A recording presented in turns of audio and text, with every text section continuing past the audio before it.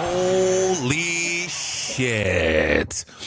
All right, what's going on, guys? It's John Quattro here. I'm flying solo today on our recap just because of how exciting last night was. So Survivor Series was great.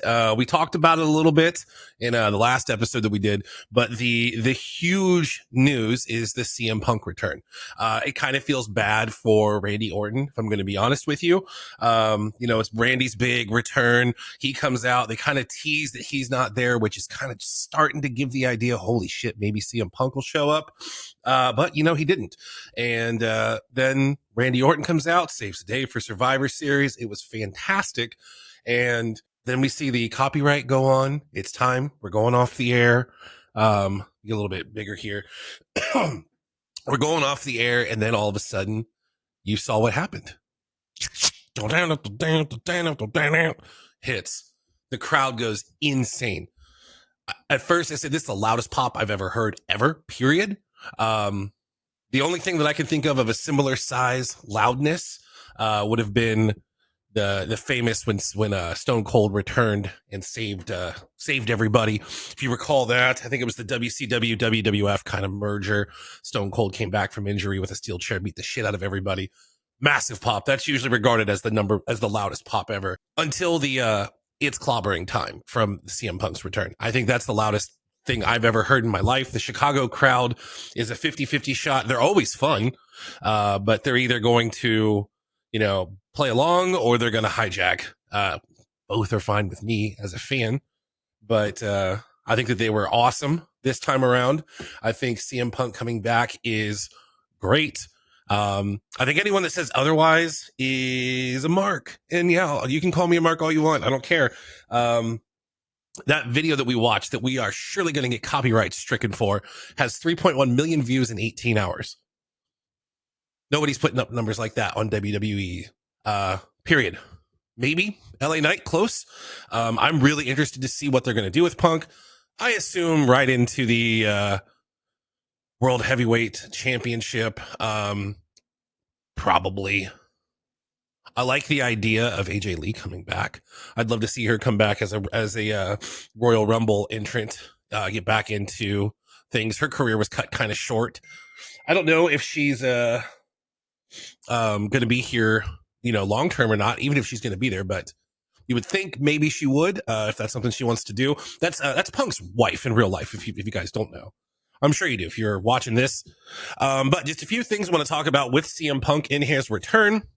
Sean Ross Sapp with Fightful Select, always coming through with basically just spot on coverage. He about 3 minutes before this happened, he said, my stance has changed. And that's because he got the information that Punk was backstage. R-Truth returned as well. Let's not forget that. R-Truth is fantastic. I love seeing R-Truth on WWE TV. And yeah, so there's that. There's some things on, hey, who's upset? Seth Rollins famously looked really upset last night. There's some fun stuff floating around. You know what? Let's see if I can find it. I bet you I can. Seth Rollins, CM Punk. Yeah, it's going to be, hey, okay, well, let's check it out. We'll check out WrestleMania, see what they have to say. WrestleMania here. I don't know if you guys know WrestleMania, but, I don't feel bad hijacking their stuff because they just hijack it from Fightful.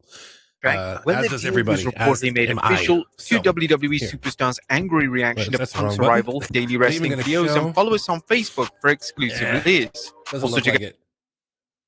Maybe this one. Yeah, here. We got birds. We're flipping birds here. Fuck yous. Michael Cole's holding them back.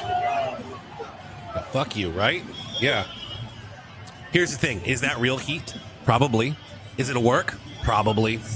Am I here for it no matter what? Absolutely. And that's really how this whole story is gonna I think turn out for most people.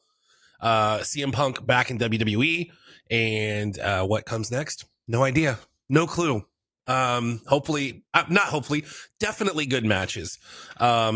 I think that we're going to see, and I think we're starting to see it now. I love AEW, so let me just get that out there. I love it, but it's really getting some WCW vibes as of late. What I mean by that is you got a fan in charge of a company, And that's always going to be the downfall. It's always going to be the issue is their locker room doesn't really have quite the structure that you're going to get over here in WWE. I'm going to get some heat for that. That's fine. But AEW is pro wrestling. Everybody knows that it is a pro wrestling company. WWE is a sports entertainment company. CM Punk is a sports entertainer nowadays, whether he wants to admit that or not. That's who he is. The guy he sells merch. That's what he does.